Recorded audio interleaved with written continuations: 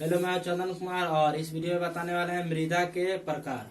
और एक और इसमें टॉपिक है कि महासागर में किस महासागर में कितने प्रतिशत जल की मात्रा है, वो बताने वाले हैं। तो सबसे पहले है महासागर। महासागर कितने हैं? तो 4। हिंद महासागर, प्रशांत महासागर, अटलांटिक महासागर और आर्कटिक महासागर। इन सभी में सबसे गहरा जो सागर है, महासागर है, वो प्रशांत महासागर है।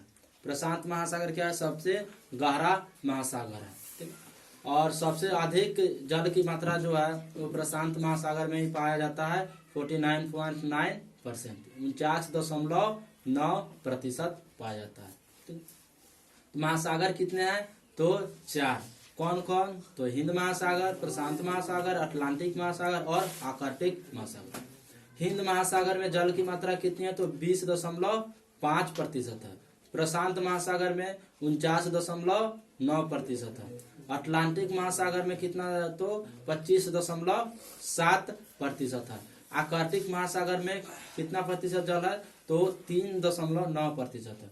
अगर ओवरऑल पूछा जाएगा कि महासागर में, यानी कि इस धरती पर, पृथ्वी पर जितना जल है, तो टोटल और ऑल ओवर कितना हो जाएगा? 100% जल।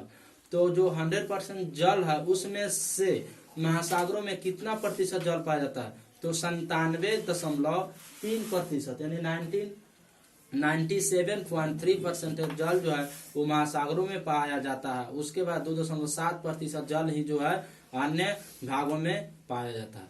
अगर पूछा जाएगा, ठीक है, इस तरह से, तो कितना जाएगा? 97.3% जल। अगर पूछा जाएगा कि पृथ्वी के भागों में, ठीक है, कितना प्रतिशत जल और कितना प्रतिशत स्थल पाया जाता है पृथ्वी पर, तब हो जाएगा 71% जल और शेष जो जाएगा वो 29%। 71 और 29 तो हो जाएगा 29% भूमि और 71% जल पाया जाता है। लेकिन महासागर में पूछा जाएगा तो 97.3, और ओवर पृथ्वी पर ऑल ओवर पूछा जाएगा तो हो जाएगा 71%। नेक्स्ट है मृदा के प्रकार। मृदा के कितने प्रकार होते हैं? मृदा कितने प्रकार के होते हैं? मृदा 3 प्रकार के होते हैं, ठीक है। उर्वरता के आधार पर, गठन या संरचना के आधार पर, और तीसरा है रंग के आधार पर। अब उर्वरता के आधार पर मिट्टी को 2 भागों में बांटा जाता है, उर्वर मृदा और अनुर्वर मृदा। उर्वर यानी उपजाऊ मृदा है और अनुर्वर यानी बंजर है, खराब मिट्टी है। नेक्स्ट है दूसरा कि गठन या संरचना के आधार पर। तो गठन या संरचना के आधार पर मिट्टी को 4 भागों में बांटा जाता है। पहला है बलुई मृदा, यानी बलुई मिट्टी, चिकनी मिट्टी, दोमट मिट्टी और बादामी मिट्टी। मिट्टी लिखेंगे या मृदा लिखेंगे, दोनों सेम ही है। फिर नेक्स्ट है रंग के आधार पर। रंग के आधार पर मिट्टी 3 प्रकार की होती है, लाल मिट्टी, काली मिट्टी और भूरी मिट्टी। अगर पूछा जाएगा कि मृदा के प्रकार, तो क्या लिखेंगे? 3 लिखेंगे, और नहीं तो इसी सबको फेड करना बोलेंगे 4, 2, 6, 3, 9, ऐसे नहीं बोलेंगे, ठीक है। कितना होगा?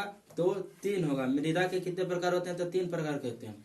अगर लिखा जाएगा कि मृदा के प्रकार को लिखो, तो उर्वरता के आधार पर, गठन या संरचना के आधार पर, रंग के आधार पर, और तब तीनों को अलग अलग डिवाइड करके तब लिखेंगे उर्वर मृदा, अनुर्वर मृदा।